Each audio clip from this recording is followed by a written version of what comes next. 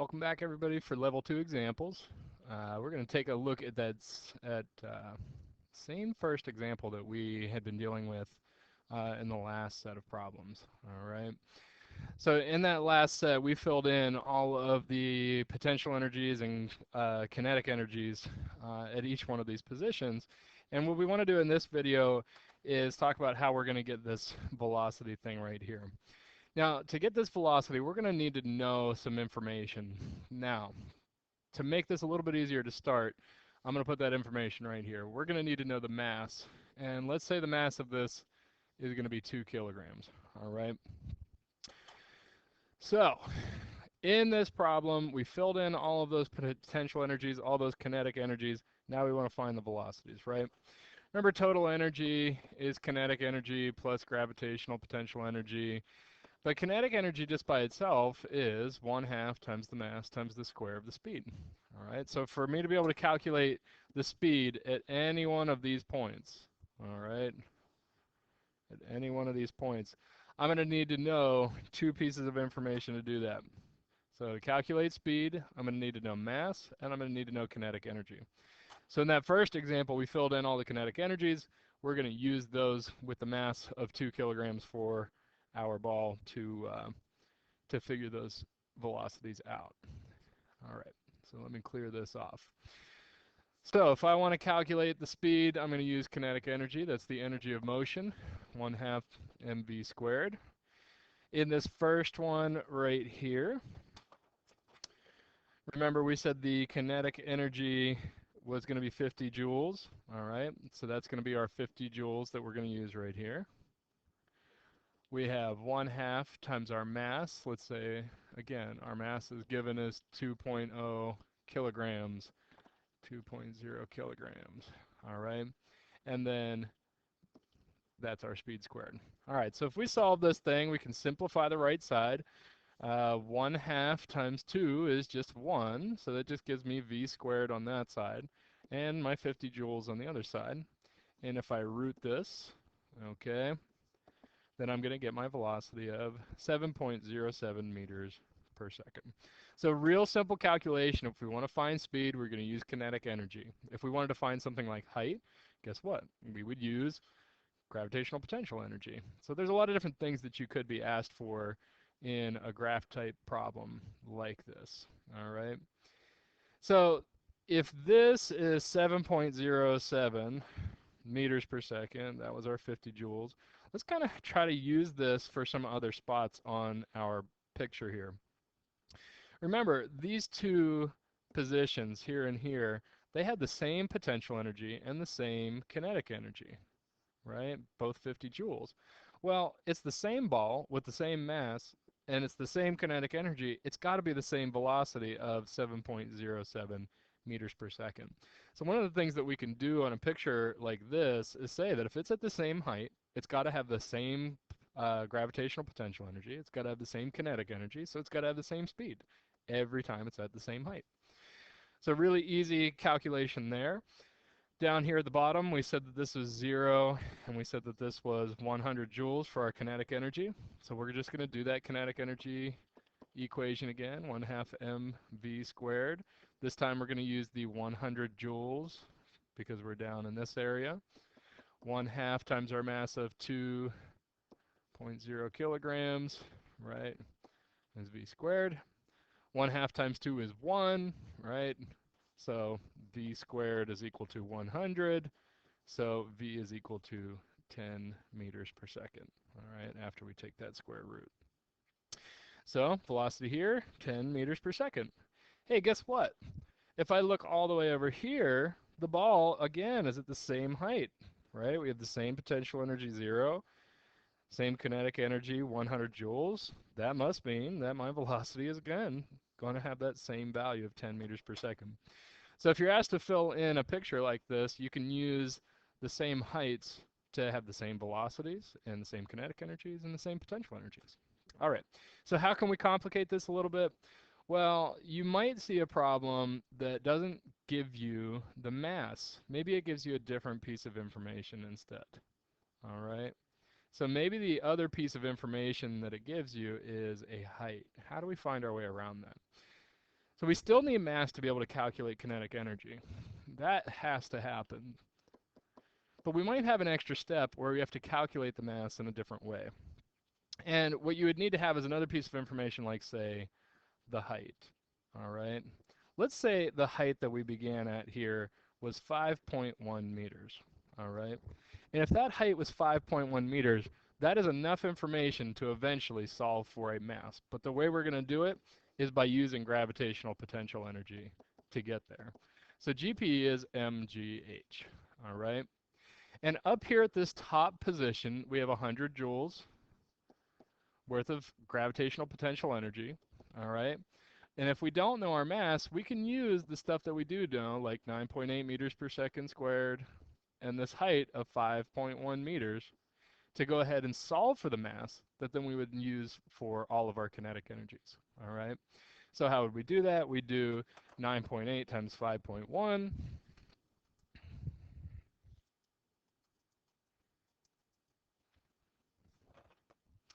And basically this rounds to a nice even 50. Divide both sides by 50.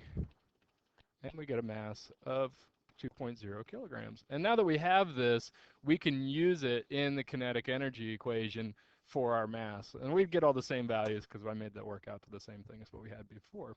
So sometimes you might have to use a kinetic energy or a gravitational potential energy to solve for a mass first, and then solve for all the things like speeds or velocities and heights. So it might just add a little extra step in there if you're not given the mass. All right. So what about the next type of problem?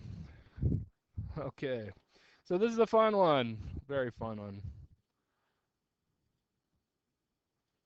Here we have a 300 kilogram roller coaster starting from rest to the top of a 30-meter tall hill. And we want to know, what is its speed at the bottom? All right. Let's say that is our roller coaster. All right, so we start up at the top. We end down here at the bottom. What do we know? All right, so for one, we know the mass is 300 kilograms. That's going to be helpful. We're going to need that. The other thing that we want to think about are our kinetic energies and our gravitational potential energies. And those are going to be, right, remember, kinetic energy has to do with speed. That's 1/2 mv squared.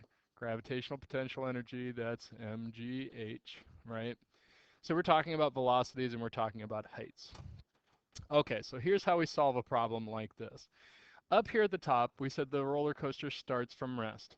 That means we have an initial velocity up at the top of the hill of 0 meters per second. All right?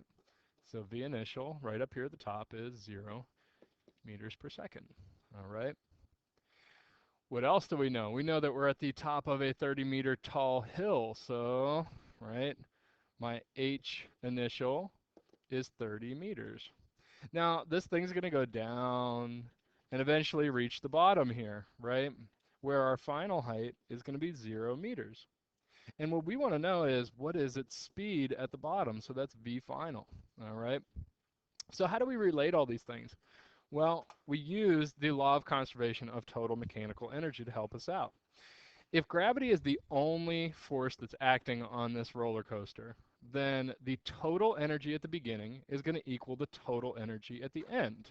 So basically, the total energy at the beginning, E initial, is equal to the total energy at the end, E final. All right? And remember, E is equal to KE plus GPE, right? So what I'm going to do is I'm going to take this basic equation that the total energy has to be the same before and after it goes down the hill, all right? And I'm going to start to expand that a little bit. So instead of E initial, I'm going to use KE initial and GPE initial, right?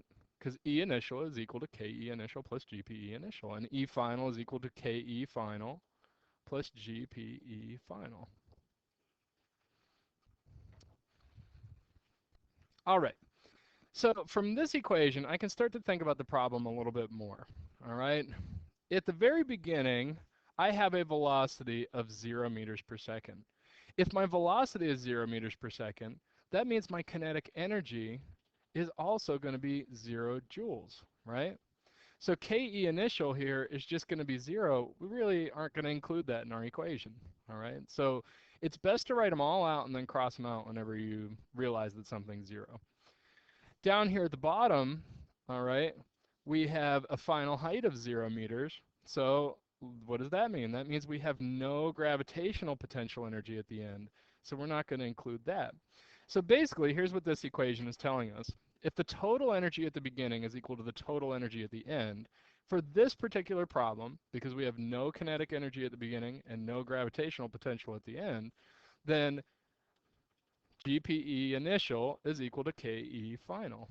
In other words, all of the gravitational potential energy at the beginning is being converted into kinetic energy at the end. All right? So sometimes we do a problem and it's just like straight and easy like this. Other times we might have a KE initial or a GPE final. We might have all 4 of those terms in our equation. It really just depends on the situation, all right? So we write all 4 of them out for every problem and then cross out the ones that we don't need, anything that's 0. All right, so what is GP initial? That's mass times the acceleration due to gravity times the initial height. And KE final would be 1/2 times the mass times the final speed, all right? And that's our unknown. We want that final speed for our roller coaster. So all we have to do is substitute our mass in, our acceleration due to gravity, and the initial height.